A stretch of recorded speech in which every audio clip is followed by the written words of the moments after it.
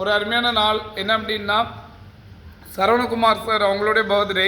இந்த பிறந்த நாளை நம்ம கூட நித்தியானதான குழு மூலமாக நமக்கு ஒரு அருமையான காலை உணவோட செலிப்ரேட் பண்ணுறாங்க. நம்மளாம் அன்பு குழந்தைகள் அவர்களுடைய குழந்தை இந்த நாட்களில் சரவணகுமார் சார் அவங்க ஃபேமிலியில் நம்ம இருக்கிற காரியங்கள் அமைச்சர் தொழில் மூலமே ஆசை வைக்கணும் அப்படின்னு சரவணகுமார் சார் அப்படின்னு சொல்லி சத்தம் உற்சாகமாக எல்லாருமே ஹாப்பி பர்த்டே பாடுங்க.